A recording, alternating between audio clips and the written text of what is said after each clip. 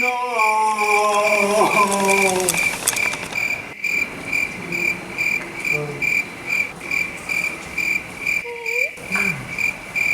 if?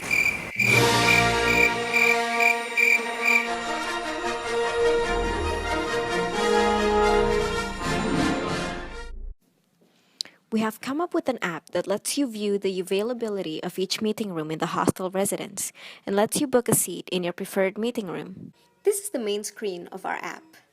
This interface shows the number of seats available in the study rooms in SUTD. There are 3 columns on this screen, with the first column describing the location of the study room, the second column showing the number of seats available in the study room, and the last column is a button for users to book a seat in the study room.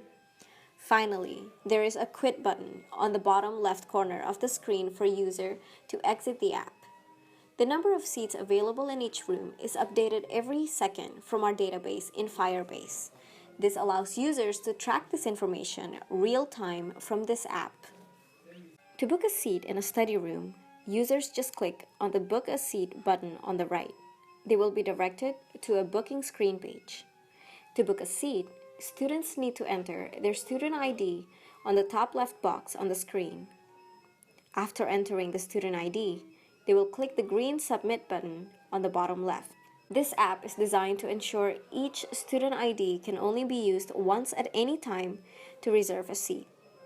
This is to prevent people from hoarding multiple seats. Firebase will store a list of student IDs that are being used to reserve a seat. To prevent multiple bookings, the app will retrieve this list from a Firebase and check if the student had any valid booking from currently. If the student ID is not being used, the reservation will be approved. Otherwise, it will be rejected. Okay, so I'll briefly explain to you how our situation works. Firstly, you need to understand this is the outside world, and once you cross these 2 sensors, you enter the room on this side. So for first example, how I'll tell you is these 2 sensors, they are bouncing off this. This will be our doorway. Currently it's at a distance of 30 cm. So whenever the sensor is breached, it will detect whether a person has entered or exited. So taking this as an example, so now there's a person inside the room. Looking at our readings over here, you will see that the current both sensors are not being disturbed. But as a person crosses these 2 borders, you can see that there's an exited, and the Firebase uploaded shows that now there are currently 19 people in the room. So let's bring our focus back to the sensors. I'll show you one more time. So this is the person inside the room, exiting the room.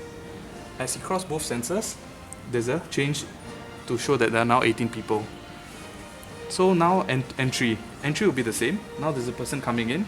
He crosses both the sensors, and it shows that it has entered, and now there are 19 people in the room.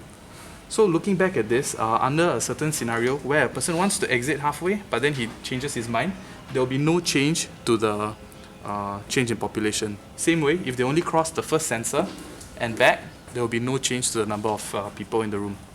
Thank you. So one may wonder why we don't have sensors on the chairs instead of the doors. Installing sensors on every chair is more costly, inefficient, more prone to damages, and most importantly, it only accounts for the people who are sitting down at a point in time.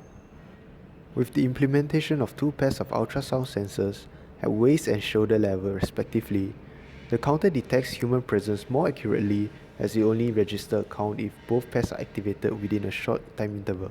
Other than benefiting the students by preventing time wastage in finding rooms, this system can also allow the school to analyze the study habits of students.